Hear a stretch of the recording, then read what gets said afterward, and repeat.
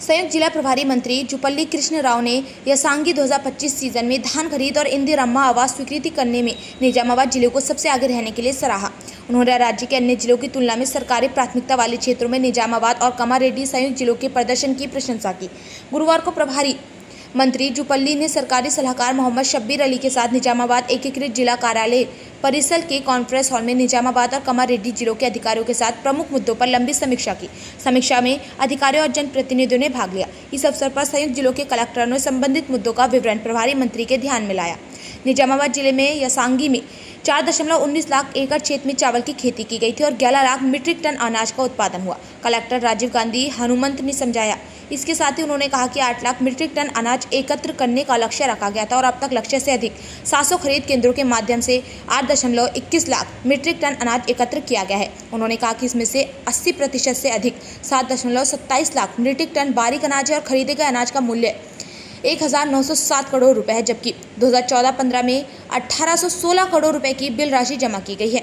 उन्होंने कहा कि 3 दिनों के भीतर 90 करोड़ रुपए की अन्य बिल राशि जमा करने के लिए कदम उठाए गए हैं। उन्होंने कहा कि समय से पहले मानसून के आगमन के कारण हुई बारिश के कारण धान कुछ गीला हुआ है, लेकिन इसके बावजूद किसानों से 1.36 लाख बोरी गीला धान एकत्र कर मिलों को भेजा गया और उन्होंने बताया कि अभी 60,000 बोरी तक धान मिलों को भेजा जाना बाकी है।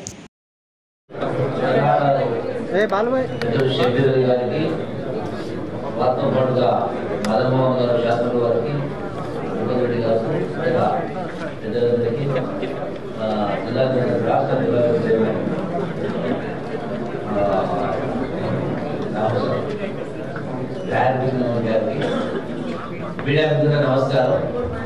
ఈ రోజున నిజామాబాద్ పట్టణ కేంద్రంలో నిజామాబాద్ జిల్లా మరియు కామారెడ్డి జిల్లాకు సంబంధించినటువంటి 2 జిల్లాలకు సంబంధించినటువంటి 5 అంశాలు వరి కొనుగోలు, అలాగే ఇందిరమ్మ ఇల్లు, రాజీవ్ యువ వికాసం, భూభారతి, రాబోయేటువంటి ఖరీఫ్ రైతాంగానికి వ్యవసాయానికి ఏర్పాటు నుంచి సమగ్రంగా సమీక్ష నిర్వహించడం జరిగింది। ఇందులో ఒక అంశం వరి కొనుగోలు సంబంధించి పూర్తిగా నా యొక్క సంతృప్తిని వ్యక్తం చేస్తా ఉన్నా। జిల్లా యంత్రాంగం, 2 జిల్లాల కార్యకర్తలకు, అధికారులకు నేను అభినందన చేస్తా ఉన్నా। ఇంత పెద్ద ఎత్తున వరి ధాన్యం ఉత్పత్తి అయినా కూడా ఎక్కడ కూడా ఇబ్బంది లేకుండా ప్రొక్యూర్మెంట్ అనేది ఆల్మోస్ట్ మోర్ దాన్ 95% అభినందిస్తాం। అలాగే రైస్ మిల్లర్లకు సంబంధించి ఏదైతే సుమారుగా 200 కోట్ల పైచిలకు బకాయిలు ఆ మిల్లర్స్ ఏవైతే వరి ధాన్యాన్ని ప్రభుత్వం తీసుకొని ఆ బియ్యం ప్రభుత్వాన్ని పెట్ట కూడా బయట అమ్ముకొని అంటే క్రిమినల్ చర్యలు పాల్పడ్డ కారణంగా ఆ యొక్క నిధుల్ని ఆ కోట్ల రూపాయల ప్రజల సొత్తును 100% వీళ్ళకి త్వరలో అన్ని రకాల చర్యలు చేపట్టి క్రిమినల్ యాక్షన్, దాంతో పాటుగా revenue recovery act RR act ప్రకారం తప్పకుండా వాటిని వదులు చేసి అవసరమైతే బిల్లులను ఆక్షన్ పెట్టి కూడా ఆ డబ్బులు వసూలు చేసే ఏర్పాటు చేయడం జరుగుతుంది। దాంతో పాటుగా రాజీవ్ ఇందిరమ్మ సంబంధించి ఇది కూడా నేను అభినందిస్తా ఉన్నా।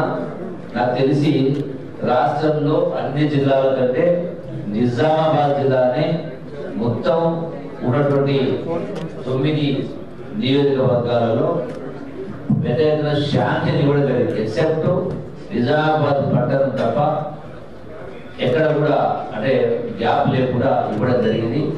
సో నిజామాబాద్ పట్టణం నుంచి కూడా ఎక్కడైతే ప్లాట్స్ లేవో ఏం లేవో ఏ విధంగా చేయాలంటే స్లబ్స్ ఉంటే దానికి ప్రత్యేక కార్యాచరణ చేపట్టి వాటికి కలెక్టర్ గారిని ఒక నివేదిక కోరడం జరిగింది। ఏ విధంగా చేస్తే ఆ సమస్య పరిష్కారం అవుతుందో ఆ నివేదిక ప్రకారం ప్రత్యేకంగా ఏదైనా ఆర్డర్స్ ప్రభుత్వం తీసుకొచ్చి వాళ్ళకు ఆ యొక్క ఇందిరమ్మ ఇల్లు కట్టించే ఏర్పాటు జరుగుతుంది। మూడవది ఈ ఇందిరమ్మ ఇళ్ళకు సంబంధించి ఇసుకకు సంబంధించి కూడా సమస్య విషయం దానిపైన కూడా చర్చించడం జరిగింది। ప్రభుత్వం చెప్పిన ప్రకారం ఇందిరమ్మ ఇళ్లకు ఈ యొక్క అంటే ట్యాక్స్లు, పన్నులు కట్టాల్సిన అవసరం కూడా ఇసుక ఫ్రీ ఇస్తామని చెప్పడం జరిగింది। దాన్ని కూడా ఏర్పాటు చేసేటువంటి కార్యక్రమం జరుగుతూ ఉంది। అట్లాగే రాజీవ్ యువ వికాసానికి సంబంధించి కూడా నిరుద్యోగ యువతి యువకులకు 8,000 కోట్ల రూపాయలు, అందులో 6,000 కోట్ల రూపాయలు ప్రభుత్వ సబ్సిడీ, 2,000 కోట్ల రూపాయలు బ్యాంక్ రుణాల ద్వారా లింకేజ్ ద్వారా పెద్ద ఎత్తున రాష్ట్రంలో 5 లక్షల మందికి ఈ యొక్క నిరుద్యోగ యువకులకు ఆర్థిక స్వావలంబన కోసం, వాళ్ళ కళాపూర్వక కోసం వివిధ రకాల చిన్న చిన్న యూనిట్లు పెట్టుకొని వాళ్ళకు నెలకు సంవత్సరాలకు ఆదాయం వచ్చేందుకు అది కూడా దీన్ని స్పీడప్ చేసేటువంటి ఏర్పాట్లు చేస్తాము. అట్లాగే భూభారతికి సంబంధించి కూడా ఇప్పటికే మోడల్గా ఏదో మండలాలు తీసుకోవడం జరిగిందో ఆ మండలాల్లో ఆ గ్రామంలో గతంలో ధరణి ద్వారా ఏవైతే సమస్యలు వచ్చినాయో ఆ సమస్యల పరిష్కారానికి విస్తృత ప్రచారం చేసి రైతుల ద్వారా వినతి పత్రాల దరఖాస్తు తీసుకొని అది ఏ రకమైన సమస్య అయినా కూడా వాటన్నిటిపైన కొత్త చట్టం ప్రకారం MRO, RDO, joint collector, collector అందరూ బృందాలు ఏర్పడి స్పెషల్ ఆఫీసులు ఏర్పాటు చేసి చేసి సర్వేతో సహా కొత్త టెక్నాలజీ ద్వారా సర్వే కూడా చేసి ఆ సర్వే పరిష్కారం చేసేదానికి శ్రీకారం జరిగింది. ఇట్లాగా ఒక్కొక్క ప్రతి అంశం పైన కూడా దీంతో పాటుగా రాబోయే రవి కాలం ఖరీఫ్ కాలం కూడా రకానికి సంబంధించి ఇతరాలు కావచ్చు, మటేరియల్స్ కావచ్చు, పెస్టిసైడ్స్ కావచ్చు, వాటిని కూడా అందుబాటులో చేయడానికి కూడా చర్యలు తీసుకుని చేస్తాము. మొత్తంగా 16 మాసాల రేవంత్ రెడ్డి గారి ముఖ్యమంత్రి నాయకత్వాన ఇందిరమ్మ పాలనలో, ప్రజాపాలనలో గతానికి ఇప్పటికీ వ్యత్యాసం కొట్టొచ్చినట్టుగా ఉంది. గతంలో ఇష్టారాజ్యంగా దోపిడీ వ్యవహారాలు జరిగినాయి. సో దానికి భిన్నంగా ఈ రోజున పరిపాలన అనేది సవ్యంగా జరిగే ప్రయత్నం చేస్తాను. ఎక్కడైనా ఎవరైనా తప్పు చేస్తే తప్పకుండా ఆ తప్పులు మళ్ళీ జరగకుండా సరైనటువంటి చర్యలు తీసే కార్యక్రమం జరుగుతుంది. మంచిగా చేసేవాళ్ళని అభినందిస్తాం, తప్పులు చేసేవాళ్ళని చర్యలు తీసుకునే కార్యక్రమం చేస్తామని మీ అందరికీ సవ్యంగా విజ్ఞప్తి చేస్తున్నాం. Thank you వరడా.